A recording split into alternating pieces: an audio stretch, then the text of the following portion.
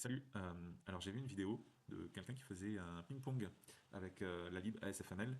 Euh, je voulais montrer comment moi je l'aurais refait ce ping-pong et sans utiliser cette lib.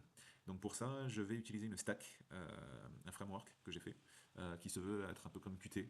Il y a la GUI application, il y a la notion de main Windows, il y a la notion de bouton, etc. Il y a la notion de widget. Si je vais regarder Score Banner, ça dérive d'un widget. Et il y a la notion de signaux slot. Donc la main Windows, par exemple, typiquement, elle a un signal resized. Et dans le resized, je vais appeler le layout. Euh, Ensuite, je peux prendre ces dimensions. Et ensuite, je vais aussi appliquer le layout, etc. Et il y a aussi des boutons, signal click. Donc on peut rejouer le round. Et si on regarde, donc Game Widget, en fait, ça c'est mon jeu, c'est ma table de jeu. Et je peux aller voir comment il est fait. J'ai tout mis, euh, j'ai tout mis au même endroit. J'aurais pu faire les raquettes, j'aurais pu faire un objet balle aussi, etc.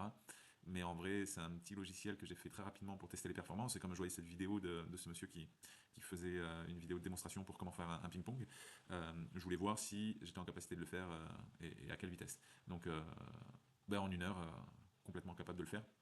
Donc là-dedans, on ne sera pas perdu pour les amoureux de Qt. Il y a le Paint Event, Key Press Event, Mouse Press Event et Resize Event. Tout ça, ça me permet de catcher les événements. Par exemple, le Paint Event, là j'ai tout mis au même endroit, donc la balle et les deux raquettes. Euh, Pareil pour le Key Press Event et Mouse Press Event. Donc le mouse, c'est le set focus, le Key Press Event. Donc là, j'ai déclaré mes keys. Le monsieur avait fait un bot, j'ai fait un bot aussi. Donc ça me permet de ne pas jouer à deux mains mais de jouer à une seule main. Le bot en face il a toujours, il est vraiment imbattable le mien pour le coup. Quand l'autre il se faisait battre à tous les coups. Donc Mouse Practice Event, Resize Event aussi. Euh, voilà, bon tout ça, si je compile, donc j'ai compilé déjà et si je tape le 14 parce que c'est mon exemple, j'arrive sur ma petite fenêtre et là c'est perdu. Donc ils me disent rejouer ou je peux marquer rejouer, cliquer sur rejouer pardon. Donc je clique sur R et là je peux jouer au Pong.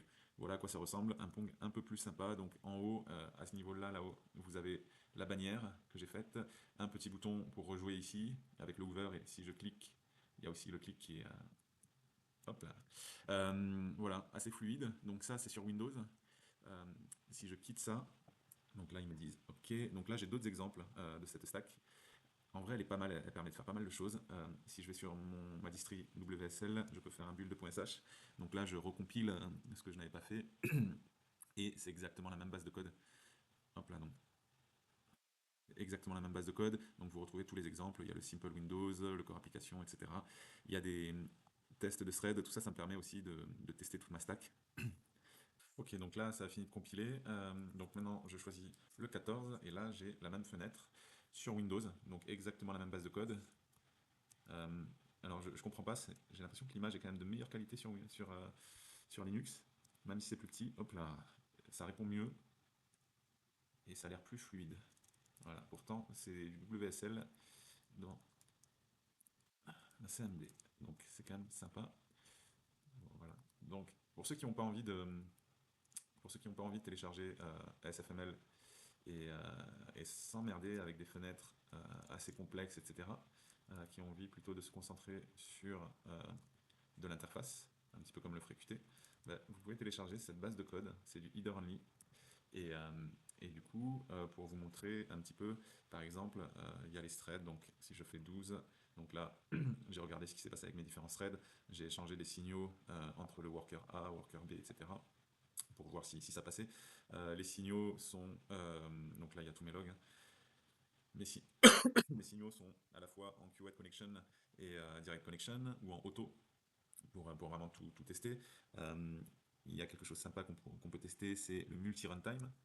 Multi-runtime, c'est quelque chose où on est dans un seul thread et on est en capacité de s'endormir au milieu pour laisser la place à d'autres tâches de s'exécuter. Voilà. Et donc on voit la charge de CPU ici. Là. Il y a des choses faciles pour monitorer la charge CPU de chaque thread et de toute l'application aussi. Voilà. Bon, n'hésitez pas à me dire ce que vous en pensez.